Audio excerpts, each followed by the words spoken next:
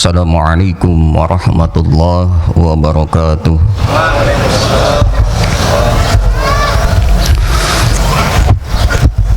Allahu Akbar, Allahu Akbar, Allahu Akbar, Allahu Akbar, Allahu Akbar, Allahu Akbar, Allahu Akbar, Allahu Akbar, Allahu Akbar,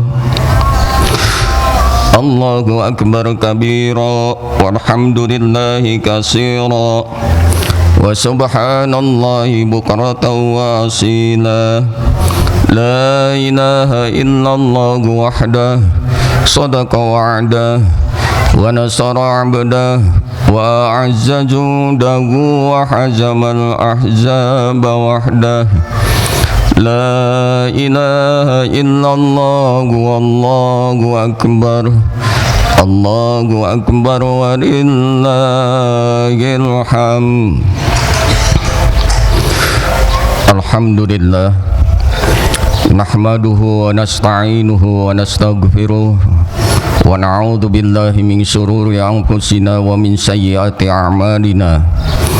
May yahdihillahu fala mudilla lahu wa may yudlil fala hadiya lahu. Asyhadu an la ilaha illallah wahdahu la syarika lahu wa asyhadu anna sayyidana Muhammadan abduhu wa rasuluhu la nabiyya ba'dah. Allahumma salli wa sallim ala sayyidina Muhammad wa ala alihi wa ashabihi wa mawalah wa la hawla wa la quwwata illa billah, amma ba'du. Wa ya ibadallah ittaqullaha haqqa tuqatih wa la tamutunna illa wa antum muslimun. Wa qala Allah ta'ala fi kitabil karim, a'udzu billahi minasy syaithanir rajim. Inna a'tainakal kautsar fashalli li rabbika wanhar inna syani'aka huwal abtar. Shadaqallahul azim.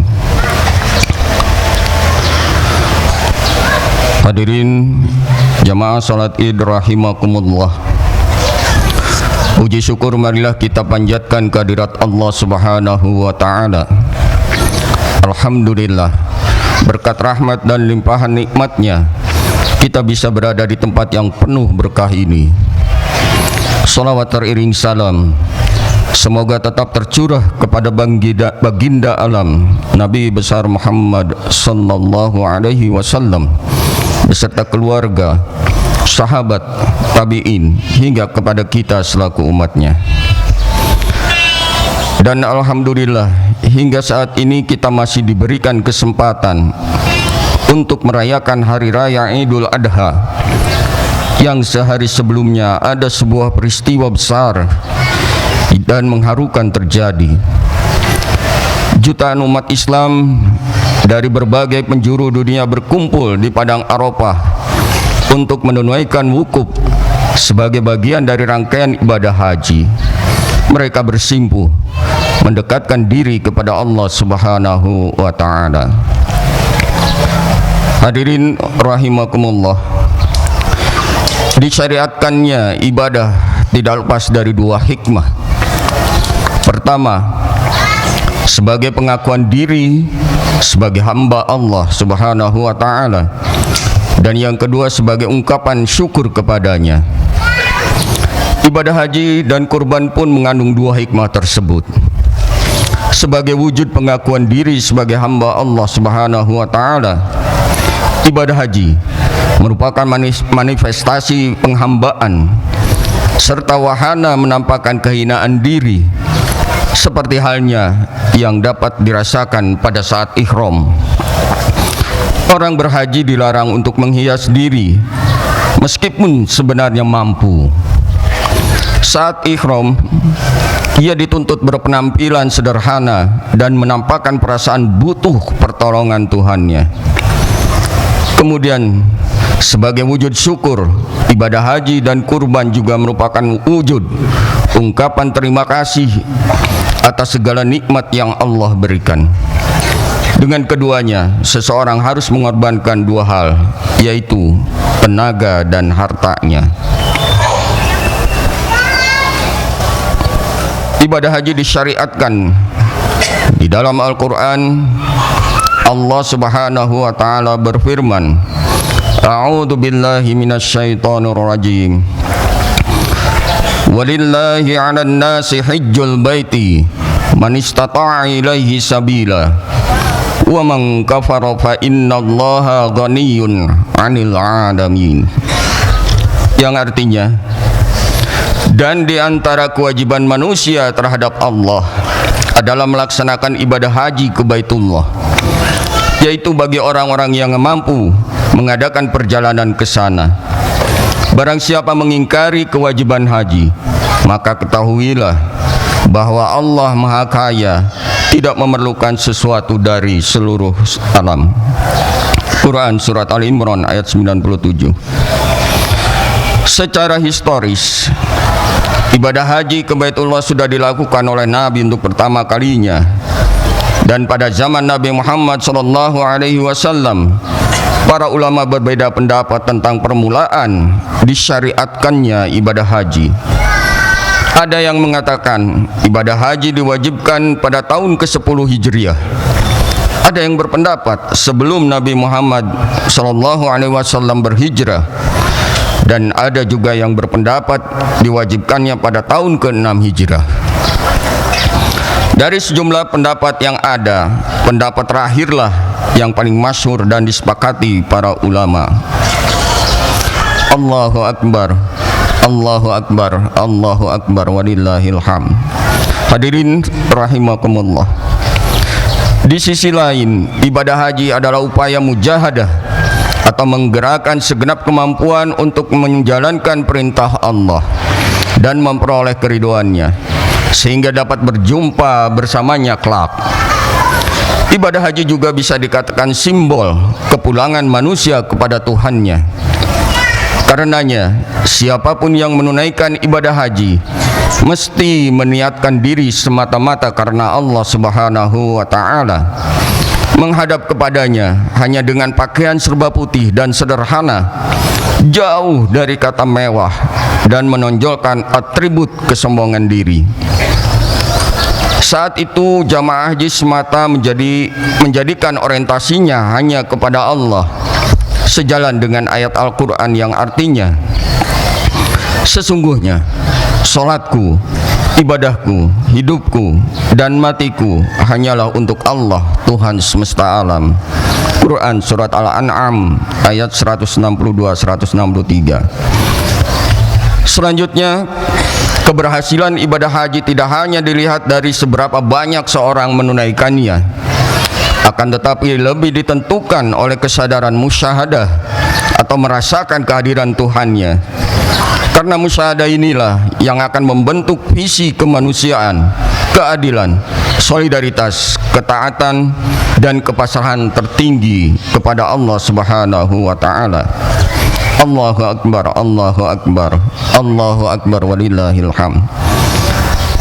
Di saat yang sama, umat Islam di tanah air dan tidak sedang menunaikan ibadah haji disunahkan untuk berpuasa mulai tanggal 1 hingga tanggal 9 Zulhijjah.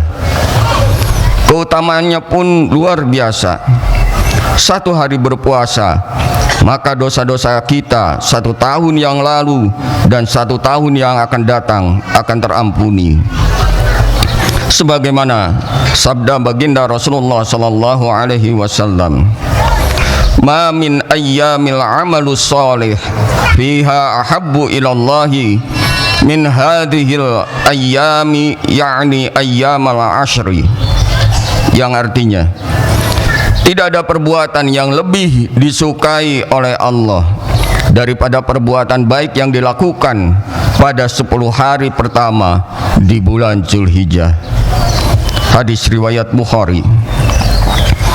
Kemudian pada 10 Zulhijjah yang bertepatan dengan hari ini dan 3 hari berikutnya atau yang lebih dikenal dengan hari Tasyrik, kita disyariatkan untuk menyembelih hewan sebagai bukti syukur kepada Allah Subhanahu wa ta'ala sekaligus sebagai wujud ketakwaan, kepasrahan, dan pengorbanan di hadapan Sang Pencipta.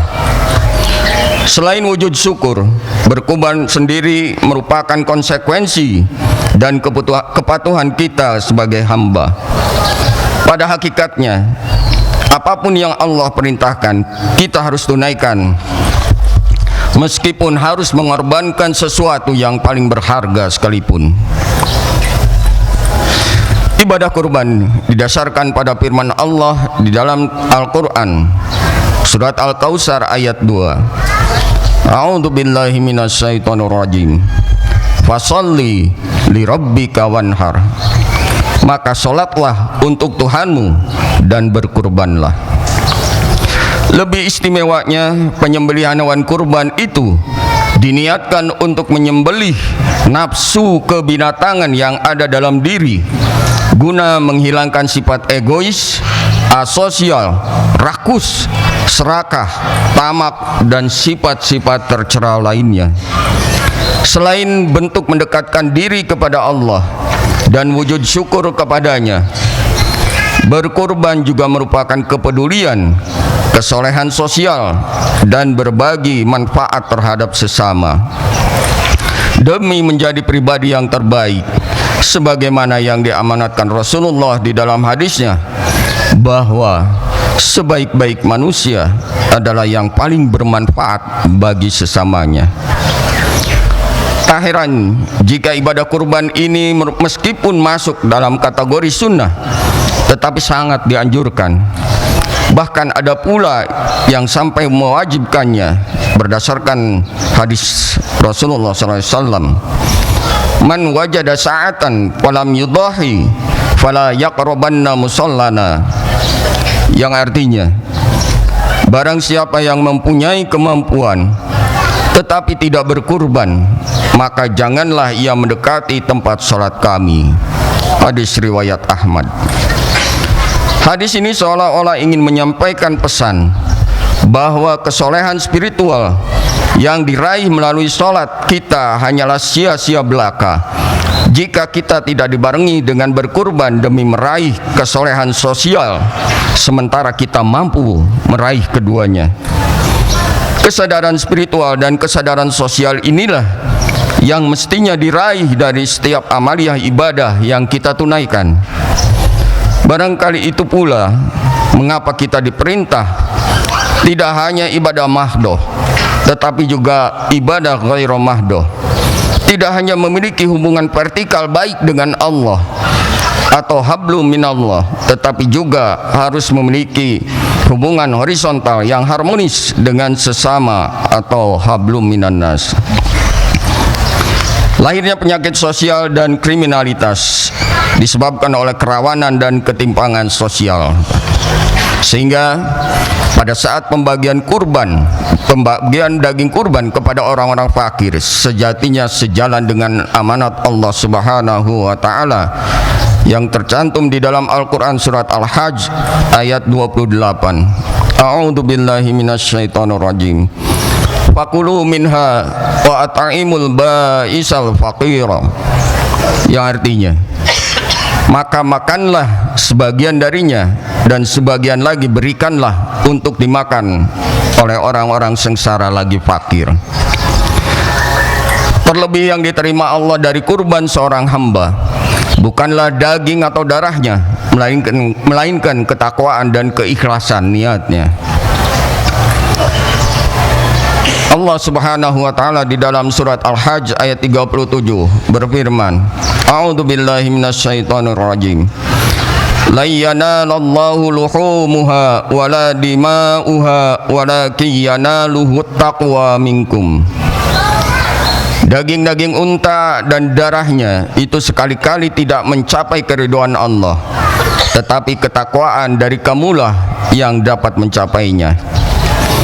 Kendati bukan daging atau darah hewan itu sendiri yang sampai kepada Allah, tetapi dia tidak menyia-nyiakan kebaikan hambanya, sampai-sampai setiap helai bulu hewan yang dikurbankan tidak luput dari perhitungan kebaikan, sebagaimana sabda Nabi Muhammad SAW yang artinya, pada setiap helai bulunya terdapat kebaikan. Hadis riwayat Ahmad dan Ibnu Majah. Hadirin rahimakumullah, semoga uraian khutbah singkat ini bermanfaat dalam mendorong peningkatan kesolehan kita, baik kesolehan spiritual maupun kesolehan sosial.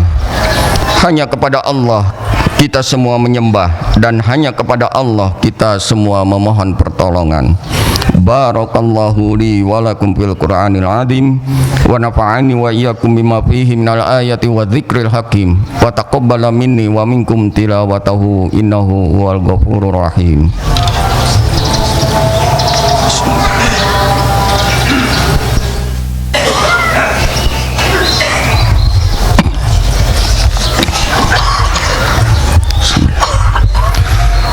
Allahu Akbar, Allahu Akbar, Allahu Akbar, Allahu Akbar, Allahu Akbar, Allahu Akbar, Allahu Akbar.